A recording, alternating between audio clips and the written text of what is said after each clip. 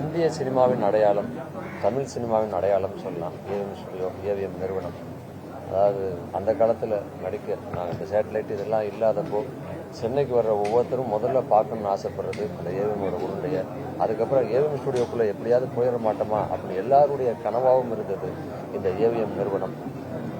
இன்னைக்கு சரவணன் சார் நம்ம கூட இல்லைங்கிறப்ப உண்மையிலே எவ்வளவோ கலைஞர்களை உருவாக்கியிருக்காங்க, எத்தனையோ பேர் உள்ளுக்குள்ளே ஒர்க் பண்ணியிருக்காங்க.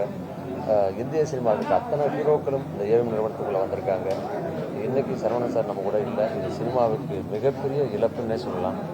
உள்ளே நுழைய முடியுமா ஏவிஎம்குள்ளே அப்படின்னு இருக்க காலத்தில் உள்ளே வந்து வேடிக்கை பார்க்க வந்திருக்கோம்.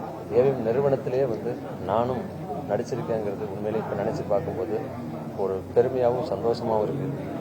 அந்த ஏவிஎம்ல உள்ள முதல் படத்திலேருந்து ஜெமினி வரைக்கும் உள்ள அத்தனை படத்தையும் போட்டு எங்கள் கூட ஒர்க் பண்ண தொழில்நுட்ப கலைஞர்கள், இயக்குநர்கள், நடிகர்களும் போட்டு அத்தனை பேரையும் போட்டு கடைசியாக ஜெமினிங்கிற அந்த படத்தை போட்டு அதில் ஒர்க் பண்ண கலைஞர், இயக்குனர் சொல்லி அந்த பேனரில் வைக்கும் பொழுது உண்மையிலே அது என்றைக்கும் மறக்க முடியாது.